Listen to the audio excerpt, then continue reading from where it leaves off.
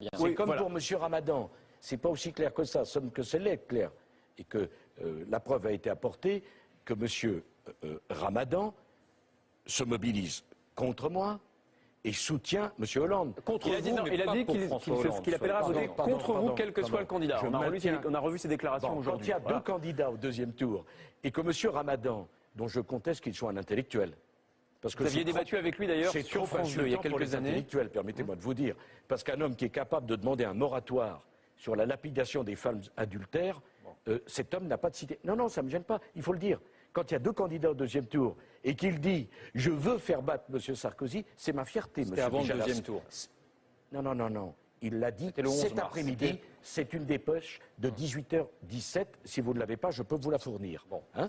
Deux questions sur le programme de François Hollande, c'est l'avant-débat. Chacun là aussi la réciprocité. Permettez-moi de vous le dire. Chacun s'y soutient. En tout cas, moi, je suis très heureux que M. Ramadan, qui est une honte pour les idées qu'il défend, il soutient personne, il veut vous faire battre. Voilà. Oui. C'est ce qu'il a dit pour être précis. Quand il y a deux candidats, M. Namias, et qu'on dit qu'il faut faire battre l'autre, c'est qu'on soutient l'un. Non? Vous ne croyez pas? C'est trop simple ce que je dis.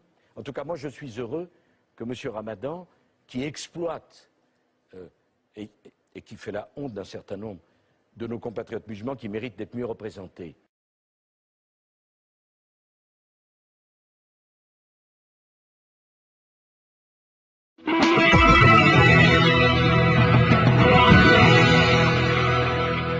Cet homme, c'est Tariq Ramadan, un des musulmans les plus influents du monde. Il a ses entrées partout, même s'il est très controversé. Dit dans le sommaire de cette émission, un journal, un hebdomadaire américain a classé M. Tariq Ramadan parmi les 100 penseurs les plus influents de la planète. M. Tariq Ramadan est un des leaders musulmans les plus connus en Europe. Fascine les gens. Moi-même, j'ai été fasciné par lui. C'est un garçon charmeur, intelligent, qui est anglophone, arabophone, francophone. C'est un type brillant, c'est un type qui a des qualités tout à fait importantes.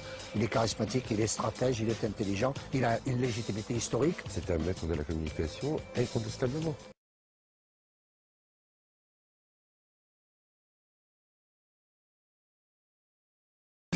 Vous êtes un intellectuel.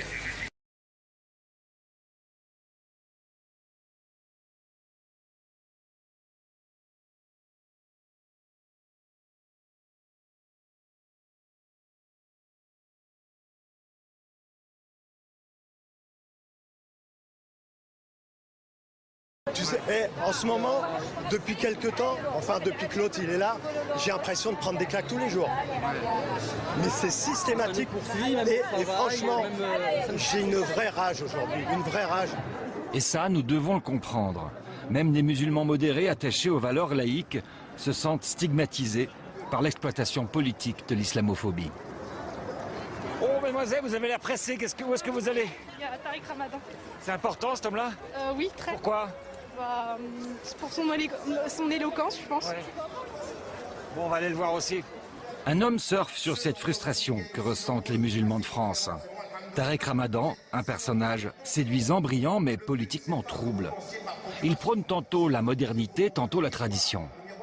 Lors d'une de ces grandes messes, nous avons choisi un passage surprenant. Écoutez. L'islam pour nous est une grande religion, mais les musulmans ont des contradictions aujourd'hui. Savoir les regarder en face et sans complexe. Il y a des gens qui viennent vers moi des conférences et disent mais pourquoi t'as dit ça? Pourquoi t'as dit qu'on pouvait être raciste? Pourquoi tu dis qu'on a des problèmes? Mais parce qu'on est raciste. Parce qu'on a des problèmes avec les femmes. Parce qu'on a des problèmes dans notre communauté qu'il faut réformer. Il faut cesser de penser que l'autocritique, c'est de faire gagner l'autre. L'autocritique constructive, c'est de nous faire toujours gagner nous. Il veut gagner. Et il est fort, cet homme.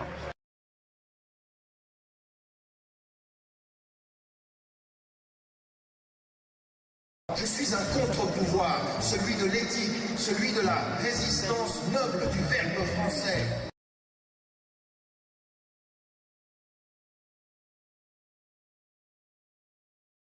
Je me suis impliqué dans un projet local dans plusieurs cités.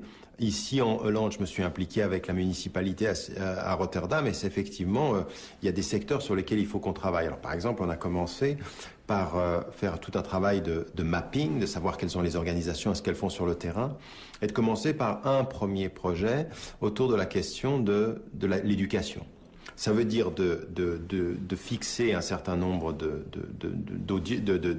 targets, c'est-à-dire de publics cibles, les enseignants, les parents, les élèves, les travailleurs sociaux, et d'essayer de voir autour d'eux comment est-ce qu'on peut développer une dynamique de lutter contre la réalité des fossés. La réalité des fossés, c'est qu'entre l'école et les parents, il y a un fossé. Entre l'école, les professeurs et les élèves, il commence à y avoir un fossé. Entre les professeurs, les enseignants et les parents, il y a un fossé. Il faut développer des stratégies qui permettent aux parents d'aller plus d'être impliqués dans l'école, autour de projets qui tournent autour de l'école soit dans la cité, c'est-à-dire qu'elle produise des activités des élèves dans la cité, de solidarité, d'éducation civique.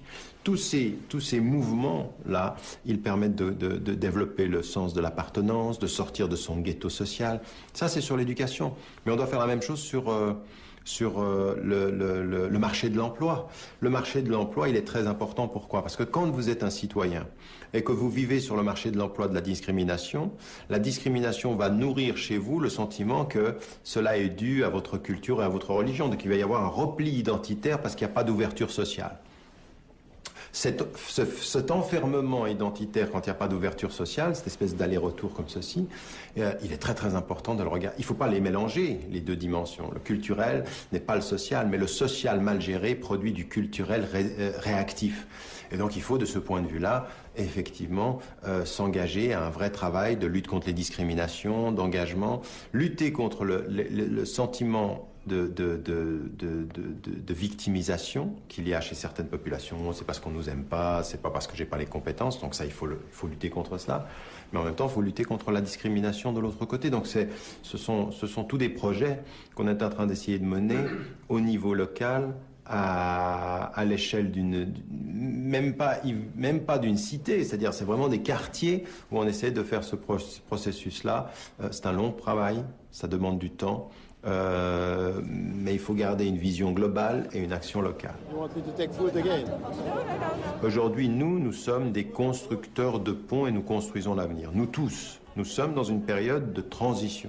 Donc il faut que nous préparions l'avenir. Il faut qu'on soit humble. Je veux dire, on n'a pas toutes les solutions. Il faut qu'on soit humble de ce point de vue-là. Et par rapport à ce travail-là, donc, il faut se préparer et donc clarifier les termes du débat, clarifier les enjeux sociaux, clarifier les enjeux politiques et économiques et s'engager.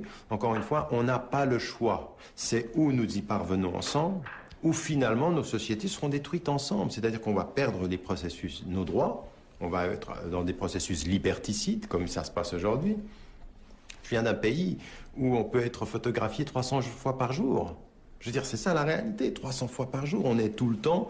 Et je veux dire, aujourd'hui, si vous allez aux États-Unis, le seul fait que vous vouliez aller aux États-Unis, vous rentrez sur le territoire, tous vos data, toutes vos données sont ouverts à n'importe quelle agence de sécurité gouvernementale. Encore une fois, je veux dire, ça c'est la réalité de notre monde. Donc, si maintenant nous continuons dans cette voie-là, le monde est trop global pour que certains s'en sortent et d'autres y périssent. Je veux dire qu'à partir d'un certain moment, c'est notre survie globale. Alors, aujourd'hui, on parle du réchauffement de la planète, comme si c'était, je veux dire, la nature nous parlait, et on a raison de le faire. Il faudrait aussi qu'on parle de la rigidification de nos sociétés. La rigidification de nos sociétés est ce qui menace de façon interne les démocraties, de la même façon que le réchauffement de la planète menace l'univers. Et donc il faut de ce point de vue-là comprendre que nous avons à nous y engager ensemble. C'est-à-dire que quand je fais une proposition pour le nouveau nous, c'est une proposition aujourd'hui dont je pense qu'elle est notre seule survie demain. C'est par cela qu'on y arrive en comprenant très humblement que nous avons des valeurs universelles partagées et des espoirs qui sont communs.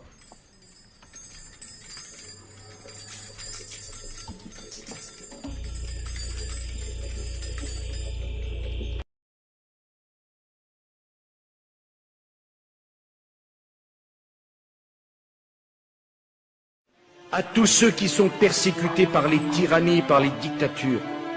Je veux dire à tous les enfants à travers le monde, à toutes les femmes martyrisées dans le monde, je veux leur dire que la fierté et le devoir de la France sera d'être à leur côté. Je ne vous trahirai pas. Je ne vous... Cet homme, c'est Tariq Ramadan, un des musulmans les plus influents du monde. Il a ses entrées partout, même s'il est très controversé. Dit dans le sommaire de cette émission, un journal, un hebdomadaire américain a classé M. Tariq Ramadan parmi les 100 penseurs les plus influents de la planète. M. Tariq Ramadan est un des leaders musulmans les plus connus en Europe. Fascine les gens. Moi-même, j'ai été fasciné par lui. C'est un garçon charmeur, intelligent, qui est anglophone, arabophone, francophone. C'est un type brillant, c'est un type qui a des qualités tout à fait importantes. Il est charismatique, il est stratège, il est intelligent, il a une légitimité historique. C'est un maître de la communication incontestablement.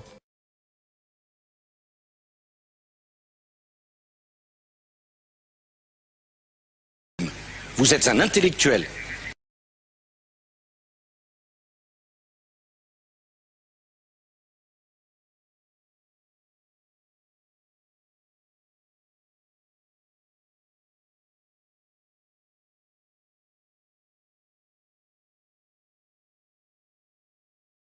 Tu sais, en ce moment, depuis quelques temps, enfin depuis que l'autre il est là, j'ai l'impression de prendre des claques tous les jours. Mais c'est systématique et franchement, j'ai une vraie rage aujourd'hui, une vraie rage. Et ça, nous devons le comprendre. Même des musulmans modérés attachés aux valeurs laïques se sentent stigmatisés par l'exploitation politique de l'islamophobie. C'est comme pour M. Ramadan, c'est pas aussi clair que ça, sauf que c'est clair. Et que la preuve a été apportée que M. Ramadan se mobilise contre moi et soutient M. Hollande. Il a dit qu'il appellera à voter contre vous, quel que soit le candidat. On a revu ses déclarations aujourd'hui. Quand il y a deux candidats au deuxième tour et que M. Ramadan, dont je conteste qu'il soit un intellectuel, parce que vous aviez débattu avec lui d'ailleurs sur France 2 il y a quelques années. Permettez-moi de vous dire, parce qu'un homme qui est capable de demander un moratoire sur la lapidation des femmes adultères, cet homme n'a pas de cité. Non, non, ça ne me gêne pas, il faut le dire. Quand il y a deux candidats au deuxième tour et qu'il dit « je veux faire battre M. Sarkozy », c'est ma fierté, M. C'était avant le deuxième tour. Non, non, non, non. Il l'a dit cet après-midi, c'est une dépêche de 18h17. Si vous ne l'avez pas, je peux vous la fournir. Bon. Hein? Deux questions sur le programme de François Hollande, c'est l'avant-débat. Chacun là aussi la réciprocité. Permettez-moi de vous le dire, chacun s'y soutient. En tout cas, moi, je suis très heureux que M. Ramadan, qui est une honte pour les idées qu'il défend, il soutient personne, il veut vous faire battre. Voilà. Oui. C'est ce qu'il a dit pour être précis. Quand il y a deux candidats, M. Namias, et qu'on dit qu'il faut faire battre l'autre, c'est qu'on soutient l'un, non? Vous ne croyez pas? C'est trop simple ce que je dis. En tout cas, moi, je suis heureux que M. Ramadan, qui exploite et qui fait la honte d'un certain nombre de nos compatriotes musulmans qui méritent d'être mieux représentés.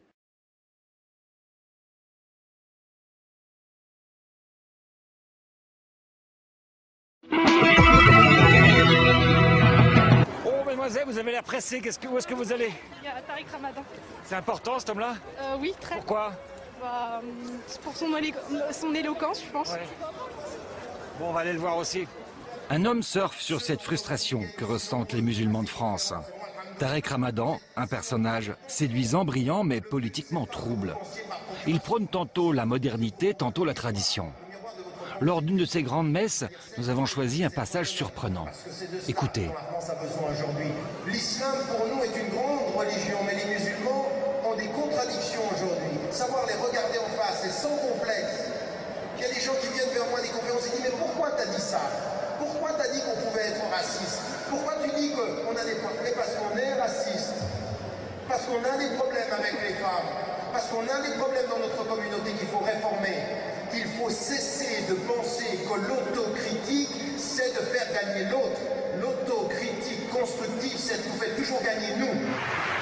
Il veut gagner. Et il est fort, cet homme.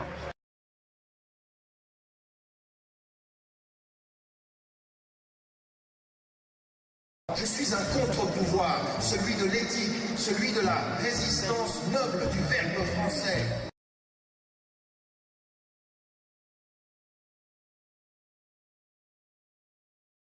Je me suis impliqué dans un projet local dans plusieurs cités. Ici, en Hollande, je me suis impliqué avec la municipalité à Rotterdam, et c'est effectivement, il y a des secteurs sur lesquels d'aller-retour comme ceci. Il est très très important de le regarder. Il ne faut pas les mélanger, les deux dimensions. Le culturel n'est pas le social, mais le social mal géré produit du culturel réactif.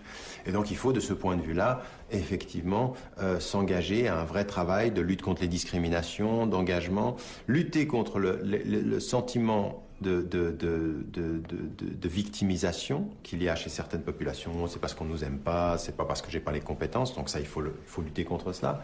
Mais en même temps, il faut lutter contre la discrimination de l'autre côté. Donc ce sont tous des projets qu'on est en train d'essayer de mener au niveau local, à l'échelle même pas d'une cité, c'est-à-dire c'est vraiment des quartiers où on essaie de faire ce processus-là.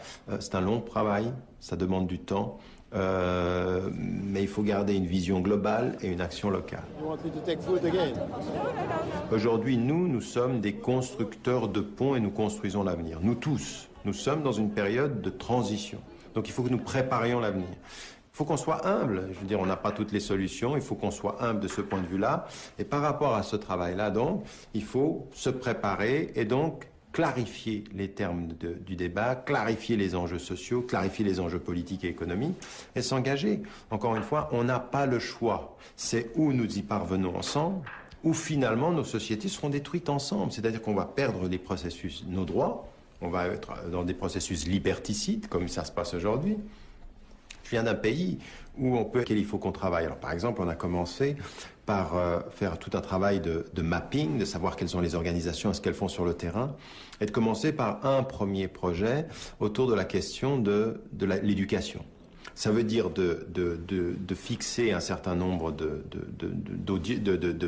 targets, c'est-à-dire de publics cibles, les enseignants, les parents, les élèves, les travailleurs sociaux, et d'essayer de voir autour d'eux comment est-ce qu'on peut développer une dynamique de lutter contre la réalité des fossés. La réalité des fossés, c'est qu'entre l'école et les parents, il y a un fossé. Entre l'école, les professeurs et les élèves, il commence à y avoir un fossé. Entre les professeurs, les enseignants et les parents, il y a un fossé. Il faut développer des stratégies qui permettent aux parents d'aller plus d'être impliqués dans l'école, autour de projets qui tournent autour de l'école elle soit dans la cité, c'est-à-dire qu'elle produise des activités des élèves dans la cité, de solidarité, d'éducation civique.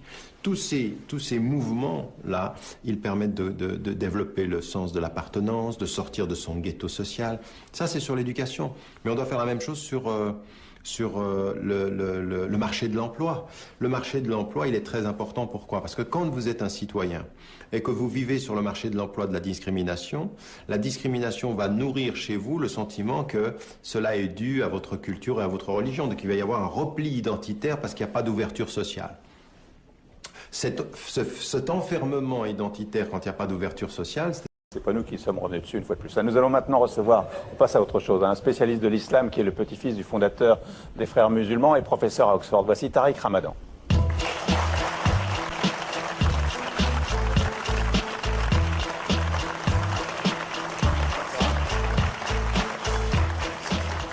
Voilà, alors Jean-Michel, il y a toujours autour de Tariq Ramadan beaucoup de controverses. On fait le point sur ses idées et son parcours. On va établir déjà ce qui est incontestable pour vous, monsieur Ramadan. Vous êtes d'origine égyptienne, petit-fils des fondateurs au Caire et des Frères musulmans. Les Frères musulmans en 1928, ça nous a toujours fait peur, les Frères musulmans, vu d'ici. On pense que c'est un courant religieux, extrémiste, qui, s'il arrivait au pouvoir, ressemblerait à ce que les religieux ont fait en Iran. Et ce courant de pensée a aussi beaucoup fait peur, visiblement, au régime militaire en Égypte, puisque les militants de cette confrérie ont souvent été emprisonnés, torturés dans les prisons égyptiennes. Et très curieusement, aujourd'hui, ils participent avec le vice-président Souleyman à la reconstruction de l'Égypte. On a quelquefois du mal à comprendre les choses. Vous êtes né en 1962 à Genève, Tariq Ramadan. Vous avez été étudiant en Égypte, à l'université Al-Azhar du Caire. Vous avez vous-même été emprisonné et torturé, avez-vous raconté. Au début des années 90, on peut lire sur Internet que votre travail s'articule, on va le voir, sur une réflexion théologique, philosophique et politique en lien avec la religion musulmane. En clair, vous réfléchissez à l'intégration de l'islam dans nos sociétés occidentales. Et c'est là que tout se brouille. On vous accuse tout le temps d'un double discours. policé, urbain, occidentalisé, laïcisé sur les plateaux de télévision, plus radical, plus dogmatique dans des réunions plus fermées. Nicolas Sarkozy a accepté que vous soyez son partenaire de combat en novembre 2003. À l'époque, vous affrontez sans doute apporter quelque chose à l'image. C'était sur le plateau de 100 minutes pour convaincre en 2003. Il y a donc un petit moment. Votre réputation est celle-là, ambivalente, fréquentable ou pas. Vous êtes sur le plateau du Grand Journal ce soir. Qui a gagné en Égypte? Bah écoutez, pour l'instant, personne n'a gagné en Égypte. C'est une situation qui est tout à fait difficile. Ce qui est très important, c'est qu'aujourd'hui, et vous l'avez peut-être entendu ces derniers jours, des jeunes femmes, des jeunes hommes, qui ont utilisé les réseaux sociaux, qui ont utilisé la mobilisation. C'est une nouvelle génération, en fait, qui fait les choses, qui est peut-être éloignée même des frères musulmans. On a entendu beaucoup dire qu'ils ne voulaient pas entendre parler des frères musulmans. Personne, aujourd'hui, ne peut dire qu'il est le leader de ce mouvement, de n'importe quelle tendance politique. Les frères musulmans ne mènent pas la danse, et les partis de gauche ne mènent pas la danse. Aujourd'hui, c'est un mouvement populaire, c'est un mouvement de masse. C'est ce qui s'est passé en Tunisie, qui a renversé le président Ben Ali. Et aujourd'hui, ce qui est en train de se passer en Égypte, ce qu'il faut espérer, c'est là le problème. C'est que si nous sommes des démocrates et que nous sommes pour les principes de la démocratie, il faut effectivement dire que le régime doit changer, que Moubarak doit partir, que ce n'est pas simplement le régime, mais c'est aussi le système qui doit tomber, et qu'on doit aller vers un gouvernement de transition. Le problème que nous avons aujourd'hui, c'est que la qualité du mouvement, à savoir son leadership particulier, est aussi sa faiblesse. C'est-à-dire qu'on ne voit pas aujourd'hui apparaître une plateforme d'opposition plurielle qui serait impératif pour pouvoir passer à autre chose en Égypte. Les frères musulmans, parce qu'on en parle beaucoup en France, comme disait Jean-Michel, on les connaît peu. Pour vous, qui sont-ils? C'est votre grand-père qui les a fondés? Écoutez, moi, ce que j'aimerais vous dire déjà, parce que ça fait maintenant 25 ans que je le répète en France, mais il y a une surdité en France, on ne l'entend pas, je suis le petit-fils, mais je n'en suis pas membre. Je suis aujourd'hui un observateur qui est critique sur un certain nombre de thèses fondamentales qu'ils peuvent avoir dans la réalité de leur positionnement. Dans vos écrits, vous avez quand même une grande admiration pour votre grand-père. Non, pas une grande admiration. Je le place dans l'histoire. Et quand il était contre l'occupation britannique, j'ai une admiration pour tous ceux qui se sont opposés à la colonisation britannique comme française. Parce que je pense que la colonisation est toujours une erreur. Vous êtes suisse aujourd'hui? Je suis suisse, oui. Mais j'ai toujours été du côté de ceux qui étaient contre la colonisation. Et donc, en l'occurrence, je le replace dans son histoire. Le système et l'organisation qu'il a fondée en son époque, elle est liée à un contexte historique particulier. Et il faut, quand on me pose la question, ne pas tomber dans le piège. Parce que ça a été la position. Vous savez, ce qui me choque dans ce dont vous parliez tout à l'heure, c'est pas que la ministre des Affaires étrangères parte avec un avion, parce que tout le monde l'a fait à gauche et à droite. C'est une réalité française et c'est une réalité occidentale. Mais c'est pas parce que tout le monde a tort qu'on a raison de le faire avec tout le monde. Ce qui est détestable dans toute cette affaire, et c'est pas regrettable, c'est grave de partir en vacances payé par les soins d'un dictateur. C'est grave de soutenir un dictateur comme Ben Ali parce qu'on nous dit que l'opposition serait islamiste. C'est grave ceci, c'est pas regrettable. C'est une erreur monumentale de la démocratie occidentale de se mettre du côté des dictateurs parce qu'on diabolise l'opposition. Jean-François Copé. Je veux dire que recevoir des leçons de morale de Tariq Ramadan... Pas des leçons de morale, des leçons de dignité humaine. Voilà, c'est ça, de dignité humaine, exactement. J'aurais dû d'ailleurs utiliser ce terme de la part de quelqu'un dont je n'ai jamais su véritablement s'il condamnait totalement la lapidation ou pas. Donc j'ai compris. Ça c'est facile. Ah, vous avez lu un de mes livres? Non, mais attendez. Est-ce que vous avez lu un livre? Est-ce que vous avez lu un livre? Attendez, on n'est pas au grand oral de Sciences Po pour répondre à vos questions, si vous me permettez. Vous vous êtes exprimé. Mais vous ne voulez pas recevoir de leçons, je vous pose une question. Oui, ça ressemble aussi à donner des leçons. Donc je vous dis juste simplement. Avoir une réponse. Enfin, écoutez, si vous voulez bien, je vais en placer une, et puis après, vous faites comme vous voudrez. C'est juste pour dire ce que je pense. Après, chacun fait comme il l'entend. Donc, je veux juste vous dire sur ce sujet que pour ce qui me concerne, je ne suis pas certain que vous soyez forcément le plus à même de nous donner des leçons de morale par rapport à tout ça, ne serait-ce que parce que je n'ai jamais réussi à comprendre en quoi vous étiez clair ou non sur la question de la lapidation des femmes. Depuis cet échange, puisque vous faisiez référence à ce débat télévisé avec Nicolas Sarkozy sur la question de la lapidation, où vous n'avez jamais dit que vous y étiez totalement opposé, vous avez simplement parlé d'un moratoire. Et plus récemment, lorsque j'ai moi-même défendu une loi d'interdiction du port de la burqa, vous avez expliqué que ce n'était pas une prescription religieuse, mais que vous-même, vous n'étiez pas favorable à une loi d'interdiction. Ce qui prouve bien que sur ces sujets, il y a quand même, je rejoins ce que dit Jean-Michel Apathy, au moins une certaine forme d'ambiguïté, pour ne pas dire plus. Mais après tout, pourquoi pas? Moi, je voudrais simplement dire, par rapport au commentaire qui, celui-là, est très intéressant concernant la situation en Égypte, parce que je crois que c'est aussi pour nous un regard important à faire. Je sais que le débat en ce moment, notamment en Occident, c'est de dire, mais est-ce que la situation en Égypte, ça va devenir le mur de Berlin après sa démolition, ou bien l'Iran 1979? Bien, ce qui est un regard tout de même très occidental. Or, moi, ce que je regrette, c'est qu'on ne passe pas plus de temps à essayer de comprendre la réalité de ces sociétés qui sont profondément différentes des nôtres, qui ont des histoires, qui ont une culture, qui ont une tradition religieuse, et qui fait qu'on ne peut pas plaquer nos raisonnements sur ce que l'on voit. Et ça m'amène à dire qu'il y aura peut-être une troisième voie, qui ne sera pas le mur de Berlin, qui ne sera pas 1979, qui sera autre chose. Parce que la société égyptienne, c'est une société extrêmement complexe, qui aspire à de la démocratie, à la liberté, à son développement économique compte tenu de son degré de pauvreté, de précarité, et qu'après tout, on peut aussi imaginer que tout ce petit monde qui a envie de travailler ensemble à une nouvelle Égypte le fasse sur une base qui soit respectueuse des grandes valeurs universelles, et pas un plongeon de ce qu'il peut être vu de l'Iran, c'est-à-dire la pire des situations, une dictature avec ce que l'on sait de ce qui se passe en Iran. Réponse sur la mise en cause. Bon, la mise en cause, encore une fois, je ne vais pas revenir, mais 100 fois sur les mêmes accusations qu'on n'a pas envie d'entendre. On n'a pas envie d'entendre mes réponses. La pratique de la lapidation, comme de la peine de mort, comme des châtiments corporels, je m'y suis opposé en demandant à ce qu'il y ait un débat dans le monde musulman. Et le gouvernement italien, et le gouvernement pakistanais, et les gouvernements musulmans, mais jusqu'au Moufti d'Égypte, sont revenus en disant que ce pouvait être une bonne option. Donc quand on ne veut pas entendre... Une bonne option, la lapidation? Non, mais écoutez, arrêtez. C'est même pas très drôle, monsieur. Mais en l'occurrence, il y a un besoin d'un débat sur la lapidation. C'est pas un débat sur la lapidation, c'est sur l'application des châtiments dans le monde majoritairement musulman. Vous n'avez rien dit, monsieur. Vous n'avez pas suffisamment parlé quand le gouvernement que vous soutenez en Tunisie pratiquait la torture. C'est peut-être plus grave, ceci. Ceci est plus grave et c'est pas drôle du tout d'avoir soutenu. Non, mais vous êtes tu. Vous êtes tu. Le gouvernement français s'est tu quand on savait que dans les prisons du Caire, la torture est pratiquée. Quand dans les prisons de Tunisie, la torture était pratiquée, on partait en vacances, monsieur. Et ça, c'est pas bon. Et c'est même pas regrettable. Laissez-moi terminer, vous m'avez... Là, on légitime la lapidation, c'est une droit. Mais regardez, c'est intellectuellement... Non, mais c'était juste pour l'entendre. Au moins, on l'aura entendu, c'est ça l'avantage. Votre attitude est intellectuellement pas très honnête. Ce que j'ai dit... Bien sûr, parce qu'en plus, nous, on est malhonnêtes. D'accord. Vous...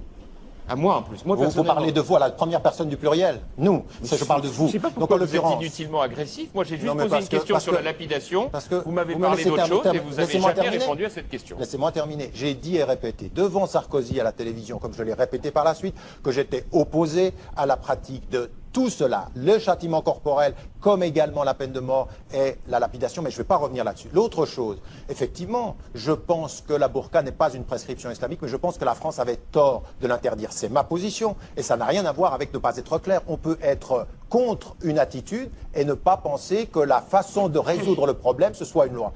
Quant à votre question, parce que je pense que c'est ça qui est important, parce que sur votre rapport philosophique à l'ensemble de la question de la démocratie, tout ça c'est très très beau. Ce qu'on aimerait, c'est qu'en Occident aujourd'hui, et la France au premier chef, ne tourne pas autour d'un faux débat sur les relations du Premier ministre avec le régime de Moubarak pour ses vacances, mais le vrai positionnement politique. Et quand vous me posez la question des frères musulmans et vous voulez une réponse claire, moi j'ai des questions très critiques sur comment perçoivent-ils effectivement la question de la charia? Comment gèrent-ils la question des minorités en Égypte? Comment vont-ils développer le rapport aux femmes? Parce que un mouvement comme celui-ci, comme beaucoup des mouvements politiques, ont des tendances contradictoires. Il faut savoir qu'à l'heure où je vous parle, il y a une chose sur laquelle tout le monde est d'accord, jusqu'à l'administration américaine, c'est qu'ils sont non violents et légalistes. Mais vous avez des tendances qui sont très très proches des littéralistes séoudiens. Et vous avez des tendances qui sont très très proches à l'intérieur, les plus jeunes, parce qu'il y a un conflit de génération, qui sont très très proches des Turcs d'Erdogan.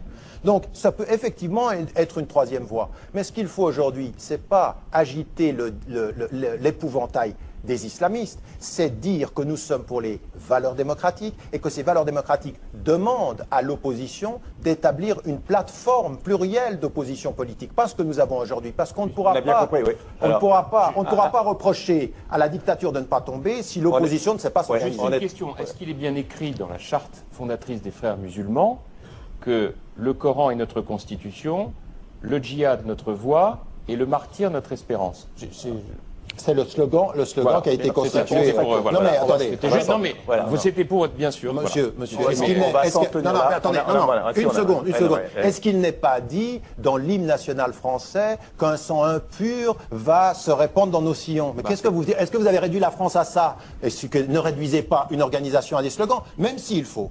Et vous avez raison. Non, aujourd'hui, alors elles sont chantées avant chaque match de football. Mais le problème, monsieur, laissez-moi terminer. La patrie en danger, c'est pas tout à fait la même histoire que laissez-moi terminer. Notre constitution et le djihad, notre voix. J'aimerais juste terminer une chose en disant une chose. Même sur la question, et surtout sur ces questions de slogans, je suis d'accord avec vous, il faut être critique et poser des questions. Mais ceci dans un débat démocratique, pas dans les prisons, pas dans la torture, et jamais, quand on est démocrate, dans le silence des cabinets et des salons parisiens. Oui,